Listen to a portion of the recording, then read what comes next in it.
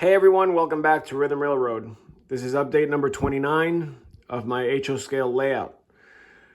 This video is going to be a catch-up video. I haven't done a lot of videos in a while, and I want to make sure that anything and all things that I've done make it onto this video. Not in great depth, but just to kind of get a general sense of what I've been doing. I just haven't had the time, and the time that I have had, I've been spending building rather than documenting. So here we go. I'm going to start with this room here. The most obvious thing, as you can see, is that it's blue here and it's brown there. So obviously I've gotten not only the spackling done, but the paint on the backdrop done so that I can have my backdrop, my sky, all the way through. So I got pretty far. I did all this, 2 coats of paint, so it looks pretty even right now. I might do a third, but I don't think I need it. I think it's close enough. Either way, I'm going to be adding some hazy areas and clouds. I'm going to at least attempt to do that with an airbrush, and just to see if it doesn't look silly or if it doesn't look toyish. But I'm pretty happy with how it came out. The seams are good where I taped and spackled. Little thing here and there where you can see it, but you have to really look at it to notice it. And either way, a lot of the rough areas, because it was hard to get in there with a knife and a spackle, whatever. The areas that are a little bit rough are on the bottom, like for example right here. So that's going to be covered anyway with photo backdrops. I think I'm going to go full photo backdrops in the entire top level here, only because it's such a shallow level that I need to create more depth. So I'm adding the deepest looking photo backdrops I could find. It's very generic. I'm just gonna go with like trees and maybe mountains in the back, and that's it. I'm not adding roads or things like that. It's supposed to be in the middle of nowhere anyway up there, even though it says Port Henry, but it's kind of like in the middle of the area where there's not much going on. And then I'll probably do photo backdrops in random places where I need them. And then I'll blend them in with either trees or kind of like mountains like that, where they kind of get lost behind the mountain. Because they do get expensive after a while. So I can't be, spending whatever it is, $100 every like 8 feet of a layout backdrop. So the other thing you might have noticed that's kind of obvious in this room is this weird lighting contraption that I have going on here. I always wanted to have some kind of like, I think they call it a valance up there. Plus, I started to realize that the lighting I designed, like the way I lined up the lights when I built the basement, isn't quite enough to reach the corners and reach the sides. So I needed some kind of extra lighting, not only for that, for the third level especially, but also for the main level, which sticks out the furthest into the room. So now the light has to hit it this way. And even though these were hitting it, I wanted a whiter light, and also a stronger amount of light beaming down. So I came up with this thing, which is a little bit of I don't know what you call it, but it's put together kind of weird, and most people probably would be like, "What are you doing?" But it's working, and I'm doing it for a good reason. And the reason is that originally these lights were lamps, like actual lamps. I still have the parts on there, like those metal lamps that you buy from Home Depot for like garages and things like that. Relatively cheap, but still expensive enough to make a dent. And as you can see, there's still blue cable, there's still paint on that cable there.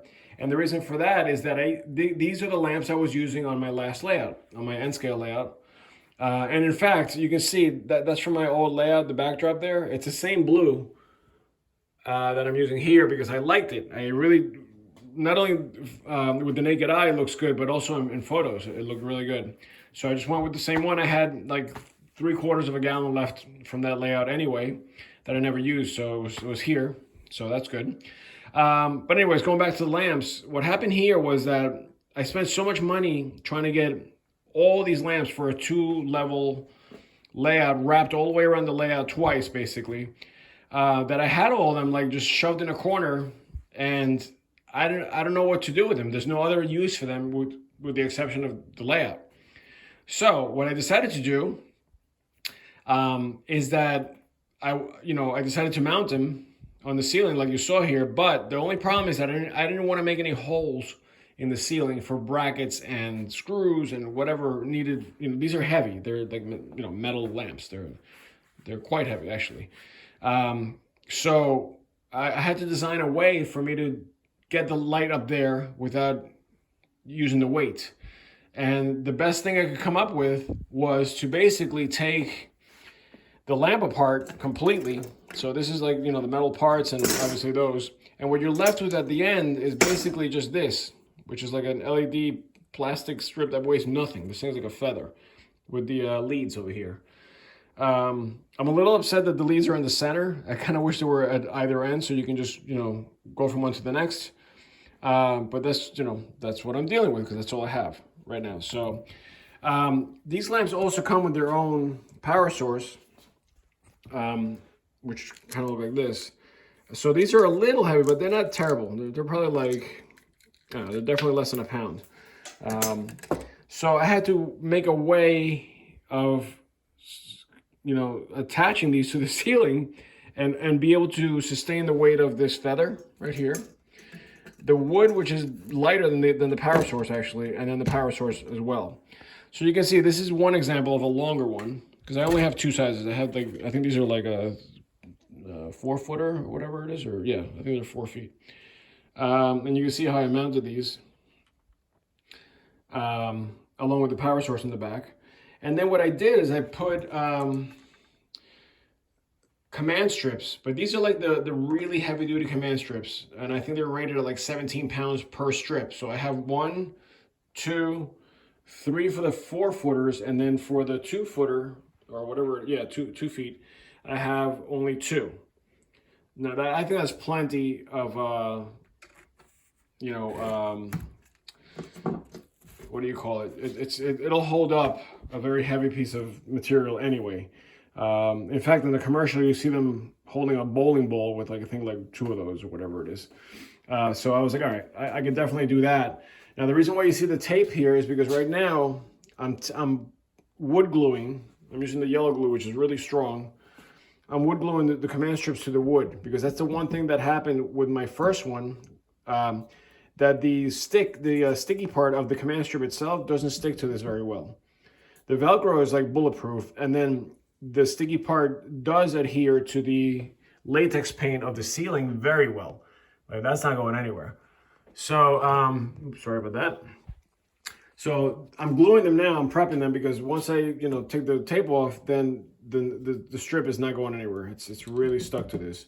And then all I got to do is take the paper, cover off the adhesive tape here, and then just push it onto the ceiling. And this is the result of basically, now it's like going on 2 days now with nothing to worry about. So the other part of this, so let me just show you here. So this is what it looks like once it's mounted. The wire's just dangling there only because I haven't pulled it tight to the next light, which is right there actually. So I also attach these little plastic wire guides so that I can run the wire through. Which, by the way, is the only thing that's annoying. You have to basically run like a 14-2 wire, like a household wire, from one transformer to the next, or one power source to the next, which is not ideal. What I would have liked to see was that I had one power source for everything, but it's just what I have. So that's what I'm just going with what I have because I don't want to spend more money on getting another power source and blah blah blah. You know how it goes.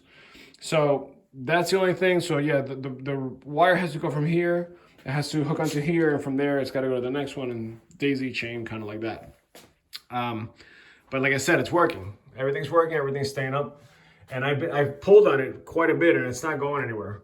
The last element was some kind of a shield, so that the light wouldn't be blinding you, because you can't see it on the camera, but when you look at that straight on, it's very bright. And I don't know what the rating for these LEDs are, but it's super bright. So I had to create some kind of shield that was flexible, but also low profile.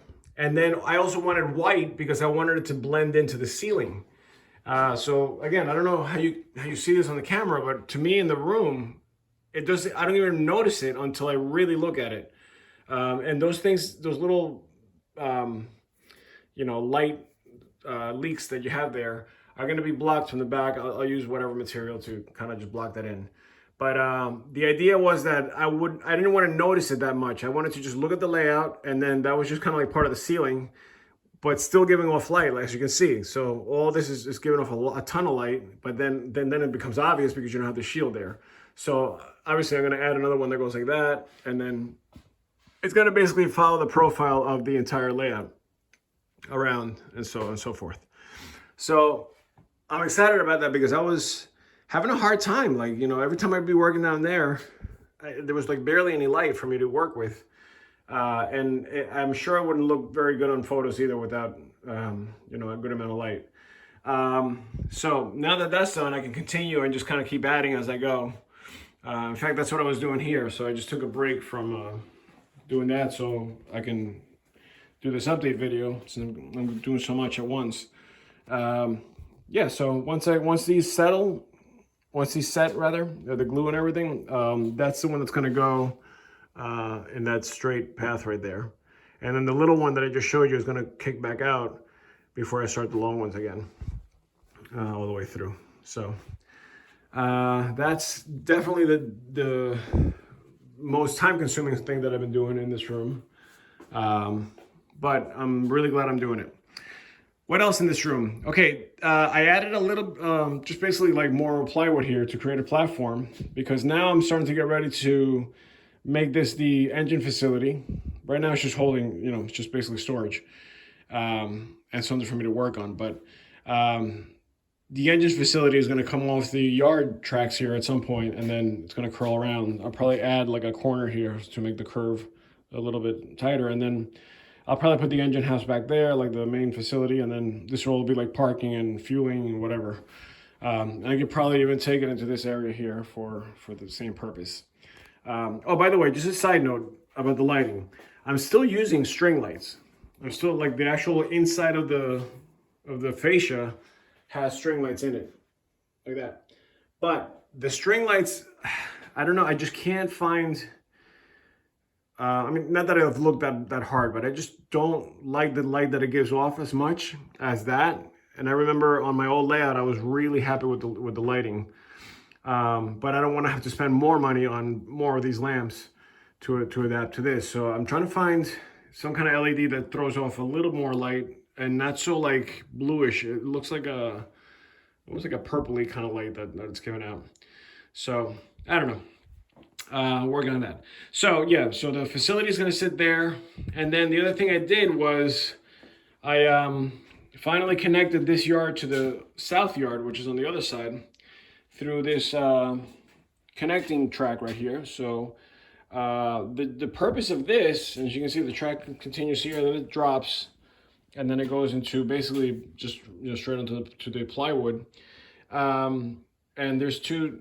I just have this here. I have tape here just to cover the track because I was doing plaster here, but it's basically going to be 4 tracks that are stub-ended that dip under the bridge, the flyover here.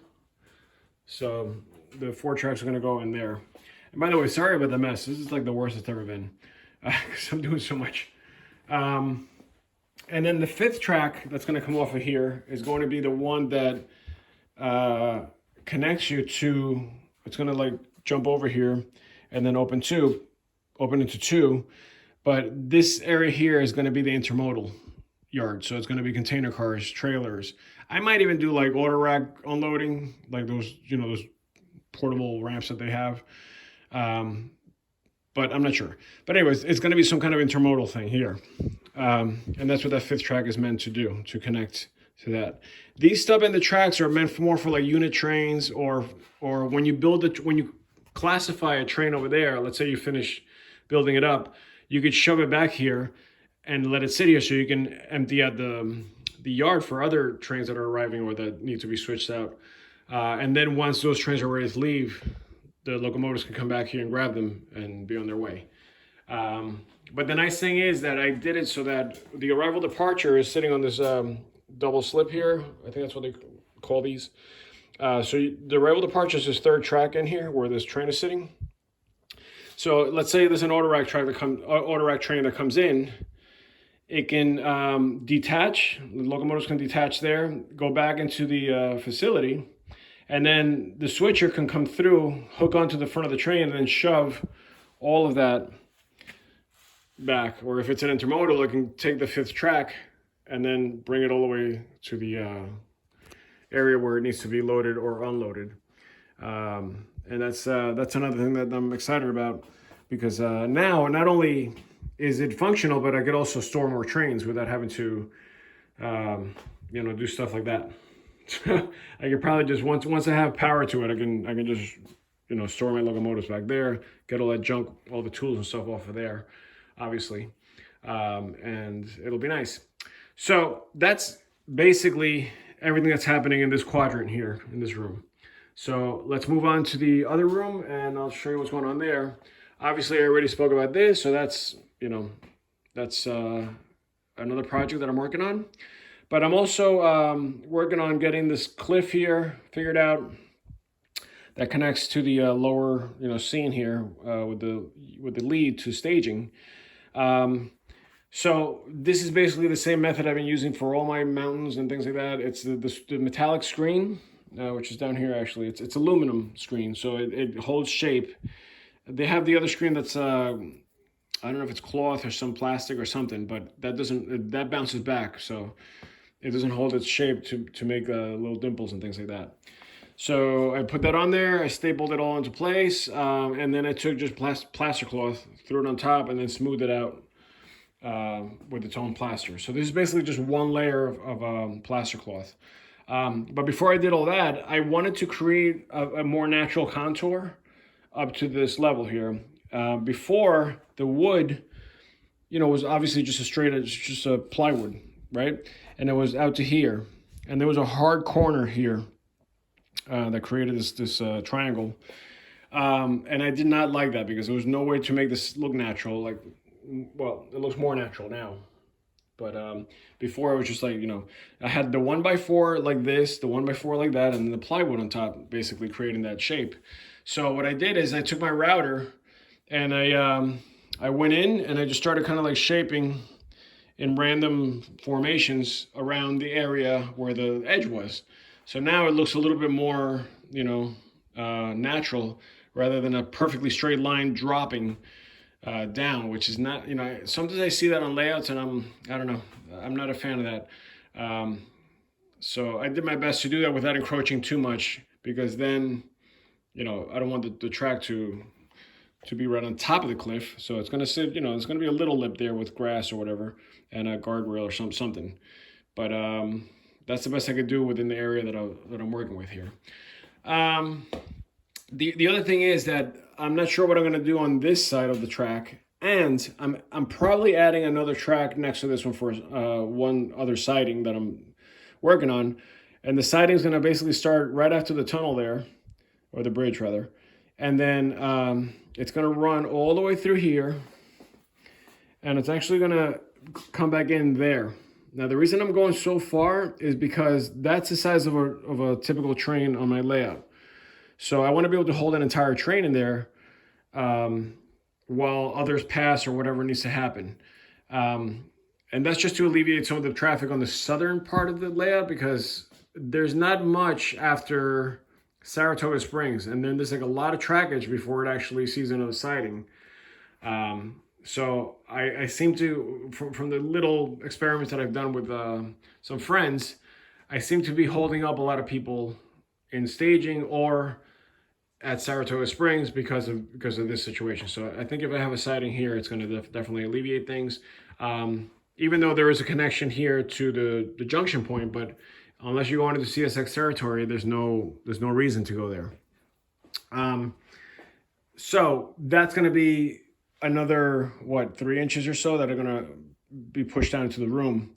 And then I'm probably going to create either just going to call it right there and just put plexiglass to protect it, or I might add a little more into the room to create some kind of like either another cliff going in the opposite direction this way, or I'm gonna make it more like this, where it's like almost like a river scene, or like some kind of like lake scene, where the train's going right by the edge there. I kind of like this better, but I don't know how far I can go out before it starts to get too far here, and then it becomes uncomfortable to reach up there and work on the second level. So that's where I'm at with that.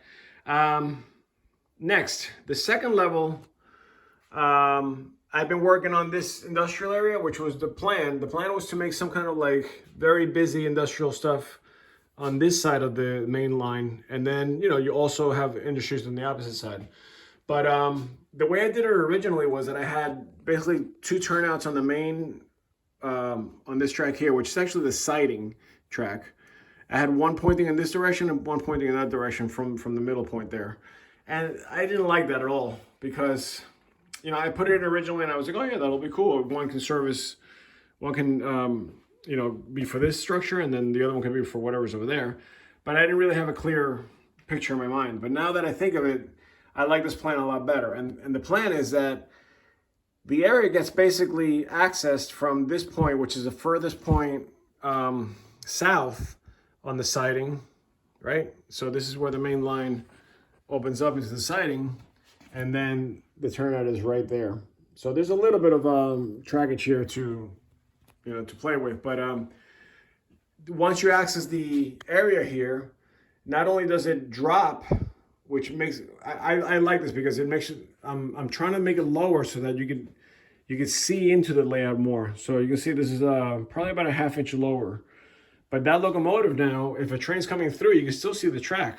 I mean, this is like eye level for me, the way I'm holding the camera. So, it's not like, I didn't want to make it at the same level because then it's blocking everything behind it. So, and I think it's kind of cool when industrial tracks are lower than the main line.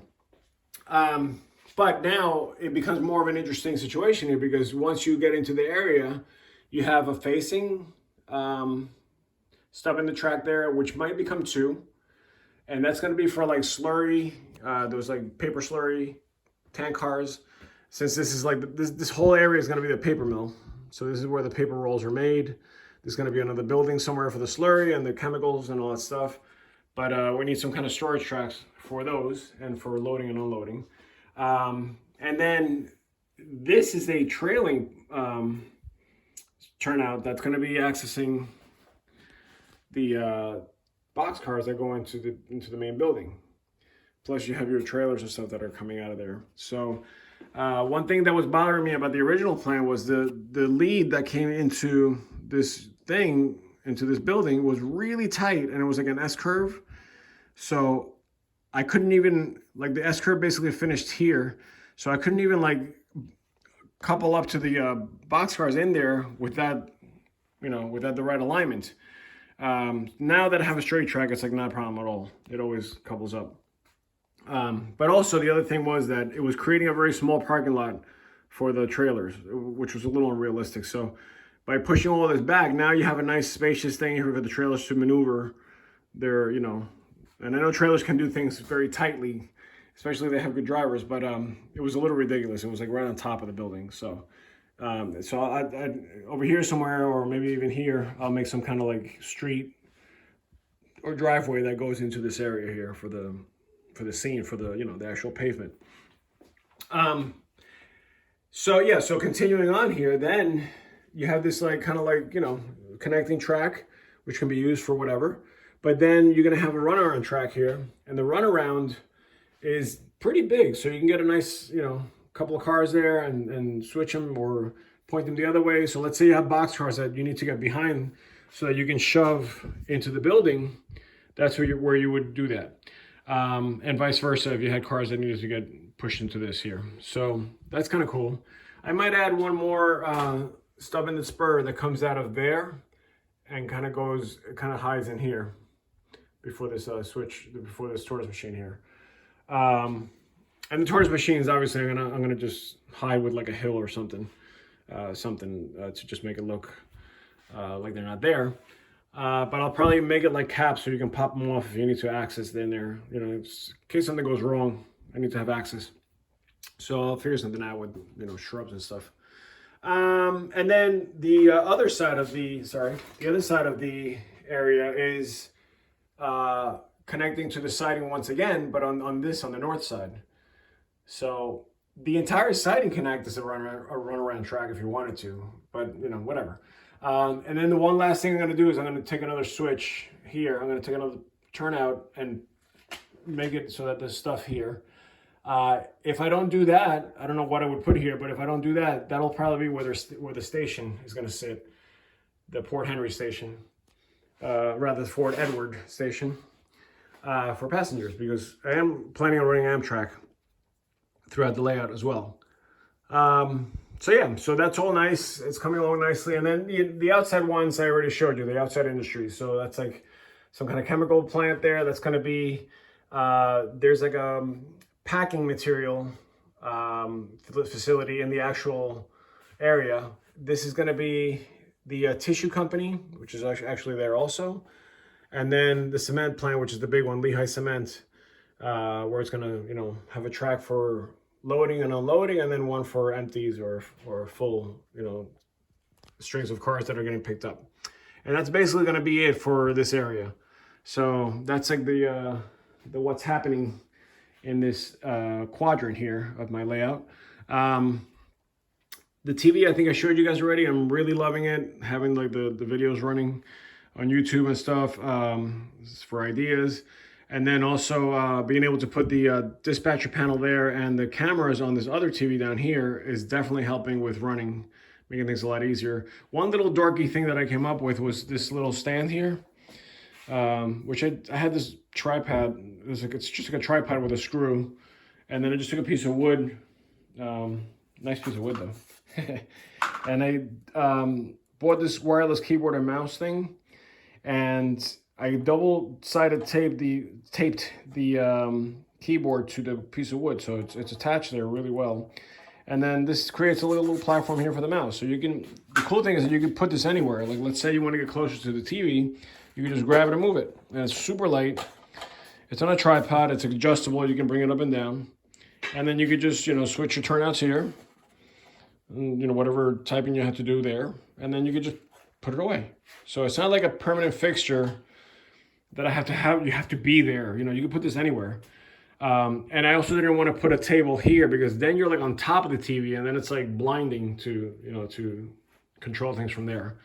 So that was, you know, it's my own little dorky thing. But it's nice because you could pack it up and throw it in the corner and you don't have to have it out if you don't want to. And by the way, sorry about the total mess here, including my my backyard chair. I was having a very lazy day one day and I just brought that in and I'm like, you know what? I'm just going to sit my butt down on that thing and just enjoy my layout for once, because I'm always like building. I'm never like actually just sitting down and enjoying it. So I just ran trains from there, which was fantastic. And I only had to jump out at one time where I had a major derailment, but which was a little bit hard to get out of that. But it was a good day. But I eventually have to get that out of here. Anyways, moving on. So the third and final quadrant, and hopefully this will be everything that's going to, you know, be happening on this video, because I think it's getting a little long now. But it's everything has been basically figured out here. The only thing I'm trying to see is if I'm going to have enough room to create an industry here, which I would like it to be an order rack unloading facility where, you know, the order racks come in here and then there's like a parking lot type thing here where the ramps can go and then the cars can unload. But then the road's going to go under here and go under this. Is going to be a bridge here. The road's going to come through here, and then that would be like going out to those massive parking lots that they have where they store all their cars. On this side, I'm probably going to add more bench work here and make it like a tank car facility, probably oil or something. But I'll probably have my tanks sitting like in that curved area there. And then the tank cars will just be on a straight line, and I'll have like lampposts and stuff like that there. So that's fun. On this side, nothing really new has happened with the exception of the scenery, which yeah, I really love how this is coming out now. So the mountain, the hill kind of starts coming up this way, and then it builds up around the road there where there's a portal for the tunnel for the automobiles to get into, and then the mountain kind of blends into this massive mountain here. So obviously I gotta finish this up. The only thing that was a little tricky was the connection, or I should say the separation between the two scenes, because this is obviously becoming, you know, one scene into two into three back there. So, you know, the fascia is going to be thin here, but it's going to open up as we get into the scene a little bit just to get light behind it. And then, you know, this is obviously a separate mountain from the one that's going to continue going up this way, wrap around, and this is going to be a portal here for the train to exit. So all of this is basically going to be one big mountain, and all you're going to see is a little bit of sky back there. That's why I have that thin piece of masonite board back there. It's going to be blue, obviously, and then there's going to be trees on top of this anyway, so it's going to just be a hint of blue in the back for the sky. But yeah, that's the best I could do. I haven't figured out this transition yet between the third level and how that's going to, I don't know if I'm going to have, what I'd like to do is have a scene here, like a small village with houses and, you know, just kind of like a urban scene with houses that are close to the track. And then over here, it's going to be more like the town. So, you know, the train's kind of cutting through that kind of thing. And what I mean by the town, I mean like the back of the town. So it's not like, it's not like, I don't want the shops to be like all on top of like the track. But those back parking lots that you see behind like strip malls and stuff, then you'll see the tracks behind that. But yeah, there's going to be a full sky backdrop here, with obviously some photo backdrop here. But then it's got to somehow split and get around the third level track. So I'll probably just go straight back and then just, you know, just curve it around the back there. And then for the top one, I'll probably just go straight into the wall, and that'll be it. Maybe I'll make a tunnel here. I don't know. I got to figure it out. But that's another thing that's spinning in my head with that. Going back to this area, I finally got the second level kind of just figured out as far as like the mounting of the surface to be able to put tracks on top. So, you know, everything's kind of floating and it's very low profile. So it's hard to visualize this, and it's hard to kind of like put it together, because not only is it that, but it's also curvy, and you know, there's certain shapes that it has to follow. So this is the best I can come up with for now, and it's pretty good in my opinion. So this 2-inch foam basically that is screwed into the masonite here, and then this is going to be also, I'm going to have screws going into that. So this is very stiff here, and this is where the beginning of the yard's going to be. So the turnout is going to open up like this, and then it's going to open up, as you can see, into 4 tracks that are going to basically curve around and then just sit in this long area here. That's going to be my transfer yard. And maybe one of those yard tracks are going to be used for other things, but mostly for transferring, you know, trains from the northern part to the southern part. But then there's also a slope here, which is another thing that I had to battle with. There's a slight upward grade here before it levels out here. So I got this pretty good. I mean, I created my shapes with the 2-inch foam, and it's all, you know, it's all in there like really well. This I have to, you know, connect now, but I'm just trying to get the wood cut correctly down here so that, you know, these shelf brackets can actually grab onto those and support the foam. But the only other thing I have to do now is just figure out this area, this side. So I'll probably just come out here with another piece and just connect. Obviously that won't be there. And it's just, there's not gonna be any tracks here. It's just to make some scenery placement. And then this is where the turnout opens up into the 4 tracks again. And, you know, obviously it's gonna be that. So the tracks aren't super long, but you could probably hold like 10 cars in each track, maybe a little less. And if it's a longer track that you need to change over or switch, you could use 2 tracks. You just split it and go with it that way. So yeah, so that's basically everything that I've been working on. And the other thing, which is not as visible, has been the signaling. So I've been doing signaling on the staging tracks. As you can see, those actually turn green when there is no trains in front of that. So my staging is split in half. So this is kind of like my inbound side, and this is my outbound side. So as trains come in, they can go right to the center point here, as you can see this train here. And if they see a red, then that means they can't, there's a train in front of them somewhere. So I did that so I can stack my trains and I could use the space, you know, more efficiently. But those do turn green when there's no trains in front of that. So, you know, you can proceed. And there's a camera right there. So you see that on the monitor right here as you're controlling, you know, your trains. So you don't actually have to be looking in there for that. I did the same thing here, except that on this side, it's just red all the time. And the reason I put just red all the time for now is just so you can see where the gap is or the fouling point. So if you go any further than that, you'll either probably crash into another train or create a short circuit.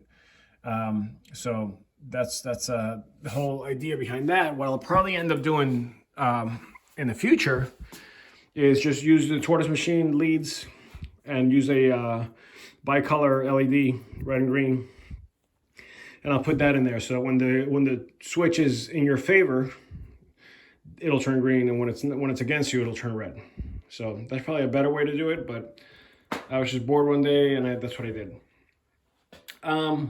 The other signaling that I've been working on has been on this side. Let me just show you. Because I've been running, not only did I work on the signaling on the panel, on the actual JMRI panel, but I also tried to install more signals. And these are the 2 newest ones that I've installed. The one on the left side is the BLMA or Atlas, you know, modern Darth Vader type signal, which is amazing, but you can't find these anywhere anymore. So what I did is this was actually one of those signals I built over here on my N scale layout, and you can see that the paint only goes up to right there, because these used to be a lot lower because they were N scale. And the head is a little small, but it's pretty good. I mean, I think I did a really nice job with that. The ladder fell off. I gotta get a new ladder for it, but the ladder would be in the back. And I'm pretty happy with that, considering it's just handmade from scratch. I even put a little dimple on top, a little cap for the post. So I don't know. The control box right there, or whatever, the wiring box right there. I would have to move that down also, but for now, at least they work, and I can see the physical, you know, signal rather than imagining a signal. But like I said, everything's working on JMRI, so I know that once I wire everything, it's going to just reflect exactly what I'm seeing on JMRI, so that's kind of neat. I did buy more wiring, which is definitely helping. These spools of you know, 10 wire is what Digitrax uses anyway, but I got those really, really cheap, and they work great. One of them actually was the ones that I ran over there. But that's all that we have going on right now. So I'm gonna keep chipping away at this. Just some annoying work that I have to do, which I know has to get done. So you know, even though I'd rather be running trains, I just want to get it done so I can actually enjoy it rather than like seeing that brown backdrop. Oh, and by the way, just a side note, I'm trying to work all my scenery from the top down, because I did make that mistake on my last layout that I had a 2-level layout, so I worked on everything down here. I got it looking great, and then I started to work on the second level, and it was really annoying because everything you would do here, it would like land on the trees or on the structures, or you get paint on the track. So it was like, I want to just finish up there, and then all my mess will carry down. And then as it carries down, obviously I'll be done because there's nothing else. There's nowhere else for the mess to go. So that's the plan, to finish up there, at least for the most part. Ballasting, painting, backdrop, anything like that that's like messy and sloppy. And then, you know, I won't have to worry about getting ballast all over the trees and stuff. So that's it. Looking forward to 30. I can't believe I'm at update 30 already on the next one. So I hope you enjoyed this one, and I hope you got a gist of what I'm doing. I'll definitely go into more details with like certain things as I get closer to having like big sections done. So I'll see you in the next one. Take care.